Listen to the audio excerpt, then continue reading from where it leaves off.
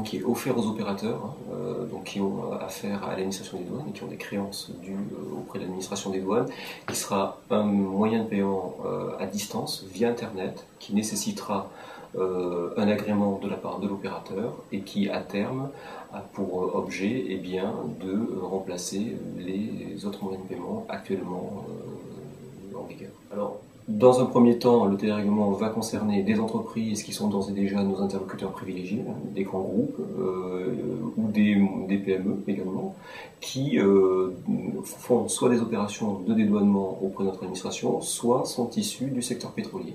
C'est le premier lot du déploiement du télérèglement qui s'adresse à ces opérateurs.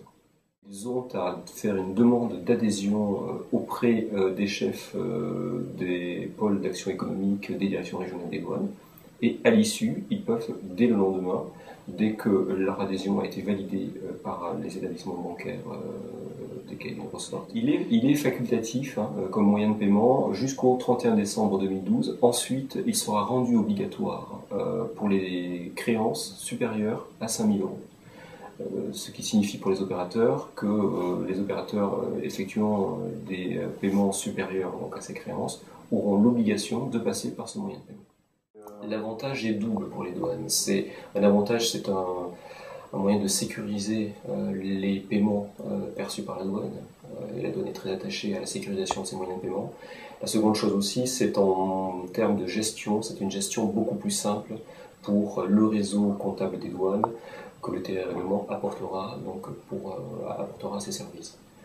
Pour les opérateurs, et c'était notre objectif premier, c'est d'apporter des facilités de trésorerie beaucoup plus importantes. Et en premier chef, c'est une reconstitution immédiate de leur garantie, ce qui peut concerner des gains de trésorerie, ce qui peut apporter des gains de trésorerie assez importants pour les opérateurs. Aujourd'hui, un opérateur qui effectue un paiement par virement n'aura son crédit d'enlèvement, sa garantie, reconstituée que 3 jours après. Avec le télérèglement, l'avantage majeur pour l'opérateur sera une reconstitution immédiate de ses garanties et la possibilité d'effectuer des opérations de dédouanement, je dirais, jusqu'à hauteur du montant de ses garanties, sans qu'il y ait pénalisation de l'opérateur. Le télérèglement, pour certaines de ces entreprises, risque de modifier leur mode organisationnel.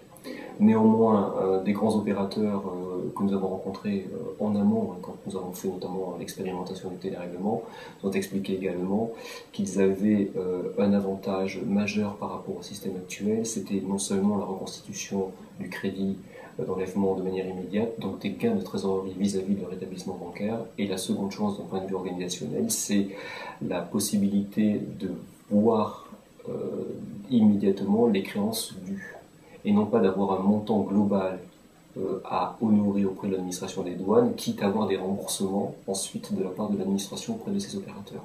Donc pour eux, c'est un double gain de trésorerie, c'est à la fois un gain en matière de rapidité de reconstitution de leur crédit, on peut être sur des dizaines de millions d'euros par mois, mais c'est également aussi une meilleure traçabilité des créances dues auprès de l'administration des douanes.